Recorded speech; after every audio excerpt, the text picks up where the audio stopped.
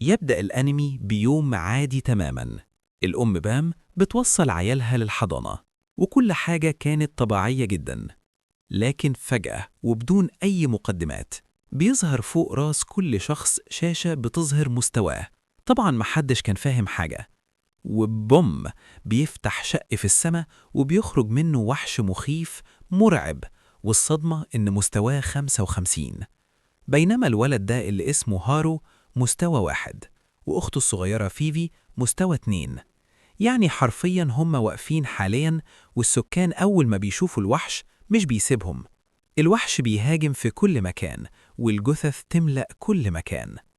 الأم في الوقت ده كانت واخدة عيالها وبقت مجنونة وبتلحق السكان، وبوم الوحش بيقطعهم حرفيا.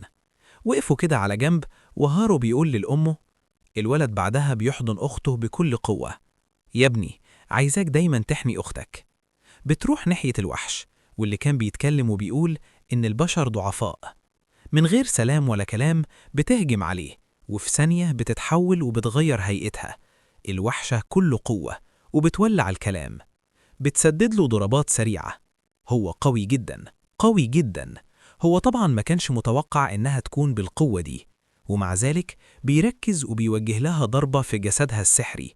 فهي بتفعل الدرع السحري وبتوقفه، لكن من شدة قوة الضربة الدرع بيتكسر. الوحش بينطلق بوكس سريع ناحيتها وبيهاجمها، وهي بتتصدى ليه. ولما بيبص عليها، الأم بتقوله مستحيل، بس في نفس الوقت بيلاحظ السلاح ده وبيقول أكيد ده مصدر قوتك. طبعا بيتقرر قرار مصيري. دلوقتي هي مدركة إن مستوى الوحش أعلى منها بكتير. الوحش بيطير لأعلى السماء، وبتستعمل العصا بتاعتها، والنظرة الأخيرة هي إنها تضحي بنفسها. والله زي ما بقولك كده. وبعد ما الحرب دي خلصت يا صاحبي، بتمر الأيام والسنين، وحدث انفجار شاسع جدا أدى واللي حاليا أصبح شاب طول بعرض.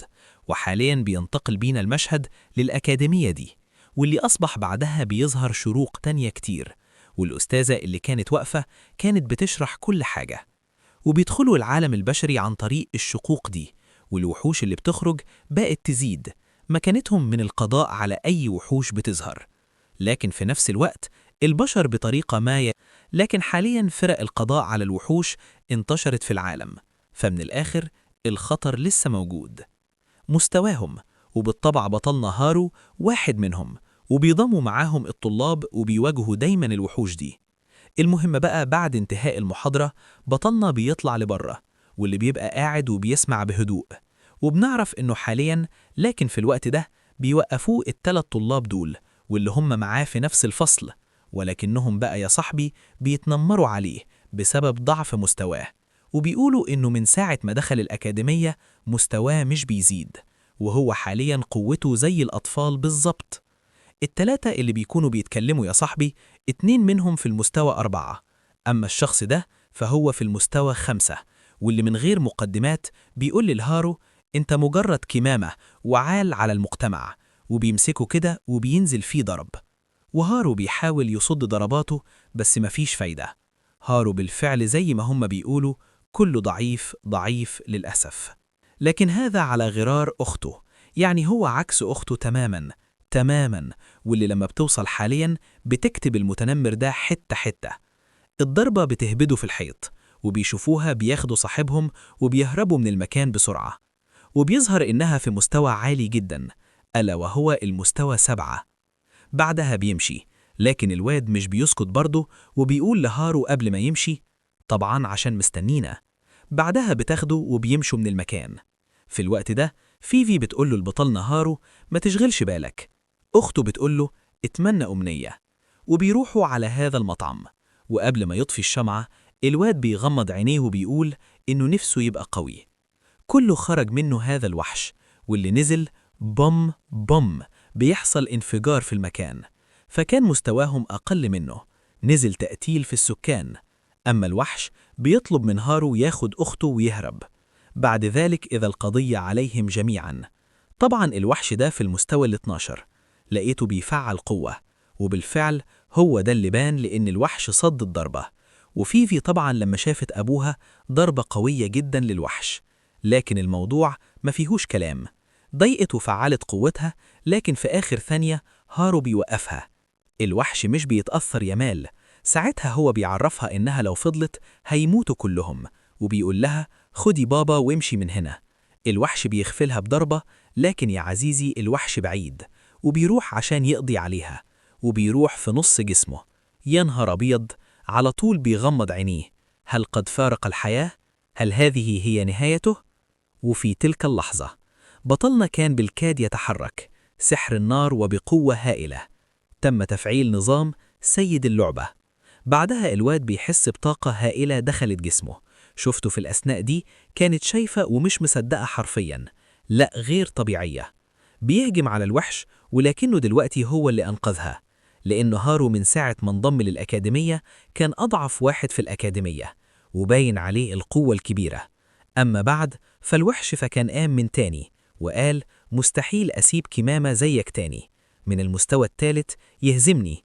واللي بيلف ليه كده وبيهجم على هارو، واللي بيلف ليه كده كده كده وبيقول له تعالي تعالي يا باشا. بس سرعته أصبحت مهولة، وبيهجم على الوحش بكل قوة، ضربات ورا ضربات. الوحش اتشتت الجامد وأصبح غير قادر على كل هذا. فبطلنا ساعتها بيدوه ضربة بالسيف، بعدها بيستعمل كمية كبيرة من سحر النار. جامد، والحل الوحيد دلوقتي إيه؟ فالوحش طاقة حياته قلت بشكل كبير، ولما بيخلص مش بيتشفى بس، جسمه شعيرات حمراء بتقهره، واللي ما كانش قادر يصده ضربه بس لا، ده مستواه بيرتفع ل15 كمان، أقل من 10%، واتصاب بشكل كبير جدا. فالواد بدون شك بيوقفه. فجأة بقى سمع صوت النظام بيقوله هل تريد استعمال، وبيحكم على الوحش بمهارة اسمها. الوحش وقتها بيقول مستحيل، انت أكيد مش بشر عادي، مين انت بالظبط؟ في الوقت ده بقى بطلنا بيغمى عليه. في اللحظة دي بطلنا هارو بيخلص عليه تماما، إنه حصل على 20,000 نقطة خبرة. ولما بيفتح عينيه بيلاقي نفسه في المكان ده. أي حاجة، فالنظام بيتكلم تلقائيا وبيقول ويقدر بيهم يزود أي مهارة عنده، زي القوة الجسدية. وحاليا عندك شخصية اسمها الإمبراطور القرمزي، ودي بتديك مهارات قتالية جبارة وقوة سحرية عالية جدا. انت لما اتحطيت في وضع خطر جدا تم فك، تقدر حاليا تستعمل نقاط الخبرة لرفع مستواك جدا، وتقدر انك تطور المهارات دي. وبيلاقوا انه لسه في المستوى الثالث. 12 أوبا، شكلها لعبت معاك يا عم هارو. فالنظام بيعرفه انه خارجيا مكتوب 3، لكن في الحقيقة هو في المستوى ال12، وبيقرر انه من هذه اللحظة يثبت نفسه وقدراته ويختبره. الواد طبعا بيفرح جدا، وبيرجع للعالم الواقعي وبيلاقي نفسه في المستشفى. فبيطلع يتجول لحد ما بيوصل لغرفة أبوه، وهناك كانت فيفي عمالة تتوسل. بتيجي هنا ليه يا فقرة؟ طبعا الدكتور إنه علاج أبوها، واتصلت إليه وبتعرفه إنها هتبيع البيت. طب بلت إيه الحقير؟ فالدكتور بيقول لها بعيد عن وشي، أنا هروح البيت، وطالبة منه حاليا يصبر عليه. فبطلنا بيكون شاف كل حاجة ومتضايق. أنا مش هصبر نهائيا. البلورة، والبلورة دي عزيزي المشاهد، لكن بيمسك نفسه وبيتصرف بعقلانية، وبيقول له إن البلورة دي خارجة من وحش قوي جدا، الهدية اللي خرجت من الوحش اللي بطلنا قتله، فأنت ليك فلوس مش أكتر، ومستحيل شخص ضعيف من المستوى الثالث هو اللي يكون قتله. الوحش فبيكون سخن جدا وبتحرق إيده. الدكتور بيفكر كده، وفي الآخر بياخد البلورة، يعني ال500,000. المهم يعني إنه بيستغل الموقف، وبيتفهم هارو مش بيرضى يخرجه بره المستشفى. استغلال استغلال، مفيش كلام. هو اللي أبوك هيبقى في أعداد الموتى. وبيقول للدكتور اديني 3 أيام وهجيب لك الفلوس. الحصول على 500,000 في يوم واحد شبه مستحيل.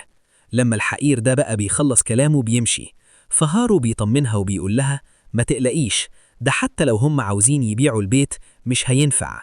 فيفي بتعجبها الفكرة وبتقول إنها هتشارك بنفسها.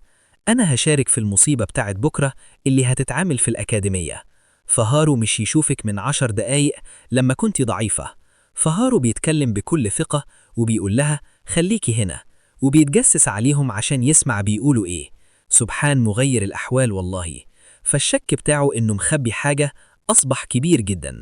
وبعد ما سمع إن هارو هيشارك في المسابقة وهو قصده على بطل نهاره، وعشان كده بيكلم شخص ما عن طريق الساعة بتاعته. وهناك بيتم الإعلان إن المسابقة خلاص هتبدأ. وفي صباح اليوم التالي حضرت نهاره بنفسها، وبالمناسبة وهي تحت إشراف عيلة كبيرة جدا، وهم الطلاب. لما بيسمعوا الرقم فاسمها كيري. أما الواحد من أقوى 6 فرق للمقاتلين في العالم كله. صرخوا كلهم من شدة الحماس. والطلاب هيروحوا لغابة غامضة، فريق موجونج. الطلاب في منهم اللي بيخاف واللي بيقلق، والفايز هو اللي هيقتل الوحش الأخضر، وهو بالتأكيد بيقول إنه ضامن الفوز. وفي صنف ثالث غريب عجيب. وأول لما بيتم الإعلان عن البداية وأول شخص يدخل، وده طبعا البوابة اللي هتنقله من الغابة، بتتفتح. بيجهز معاه لأنها عرفت خبر هزيمته للوحش العنكبوت. طبعا بيصدم الطلاب.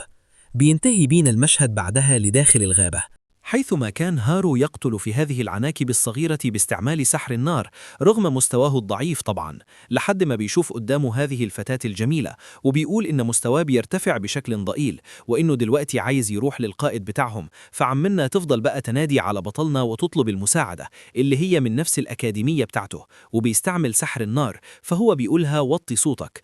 الصورة بيفك الخيوط اللي عليها، فالبت بتقع من فوق، وبطلنا لما بيحاول يمسكها بوم بيقع في الفرخة هو كمان، وهو بياخدها معاه، والاتنين حاليا أصبحوا مقيدين يا صاحبي. ساعتها العنكبوت الكبير ده بيوصل على المكان وبيهاجم على بطلنا، واللي من غير تفكير بيوقف هجومه وسحر النار. فعنكبوت الوحش بيجري ناحيتهم. ساعتها والاتنين يا عيني مش بيبقوا عارفين يعملوا ايه، لحد ما الوحش وقتها كان بيجري عليه لكن تعالى وبيحاول يهجم. فبطلنا أحلى مسا عليك، الواد اداله ضربة أيها الصعلوق. بيشيل البنت وبيتفادى الهجوم، وأصبحت تقريبا 10 أضعاف قوة زمان أكتر يا صاحبي. المهم إنه بينزل تقييم كل غباء، مش بيرحم حد فيهم إلى أن حدثت الكارثة على بخت. الوحش بيضرب شبكتين ورا بعض، وللأسف واحد منهم بتسيب هارو بيطيده. النظام اداله مهارة قوية تاني، لحد ما خالبه يفضل ينقذ البنت دي واللي اسمها تارا، واللي اسمها تاني يقدر يستخدمها 3 مرات تقريبا، وتطلب منه إنها تفضل معاه ويقاتلوا مع بعض. وبعد كل ذلك بطلنا هارو بيكون هيمشي عشان يكمل طريقه، يقول لها لا مش موافق، والمشكلة مش هنا لا يا صاحبي، لعبة معاك يا عم هارو. ساعتها بينتهي بينا المشهد للشباب دول. واللي حصل يا صاحبي، فجأة الاتنين بيسمعوا صوت غريب، اللي كانوا بيقتلوا هذا الديناصور، وحتى صوت الوحش بيختفي. فالثلاثة بيقفوا وهم مستغربين وقتها. الوحش بيغفلهم وبيقتل أول واحد. الوحش بيمسك الواد ده، لكن في آخر ثانية قبل ما يموت واحد فيهم الباقيين بيجروا. لكن على فكرة وبكده فهو يعتبر استسلم. نرجع لبطل نهار واللي ماشي مع الطيور. أما بقى الشاب الثالث فكان قدامه الشاب اللي كان بيجري من الديناصور.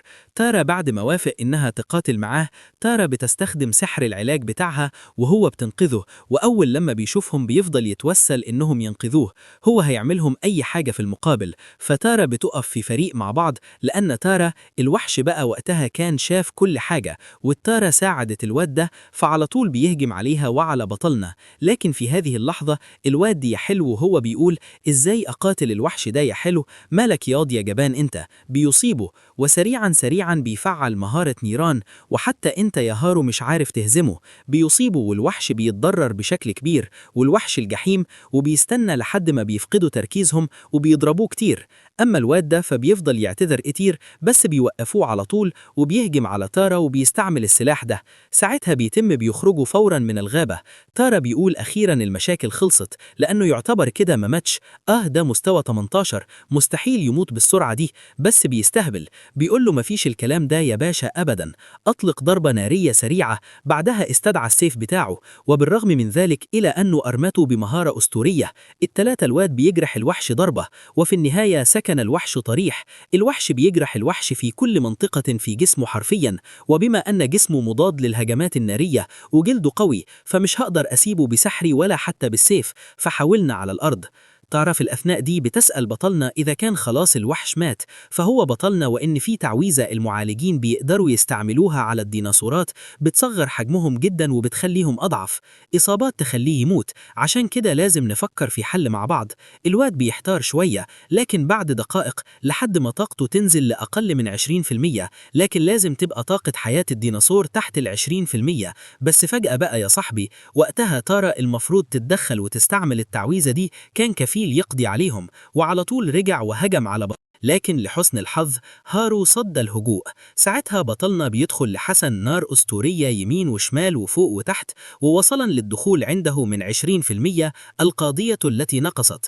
وفي لحظات معدودة كانت تارا استخدام سحرها وفعلتها، فعلت التعويذة وبوم أصابت الوحش. والمفاجأة أن المشاهد أن التعويذة حولته لديناصور صغير وكيوت، وحاليا كان خايف جدا. فتارا فضلت تترجى بطلنا ما يأذهوش. الواد بيقرب منه وبيكون هياجم عليه بالسيف، بس في اللحظة الأخيرة بيقف وبيقول إنه مش مهتم، وبيمسك الديناصور وبيرميه لبعيد. بعد كده يا صديقي بيجيله رسالة من النظام، جسده الجسدية زادوا بشكل كبير، مكتوب فيها إنه حصل على 5000 نقطة. خلال لحظات بيتخبى ورا الصخرة، بيمسكه وبيقول له رايح على فين، بيهرب من تاني.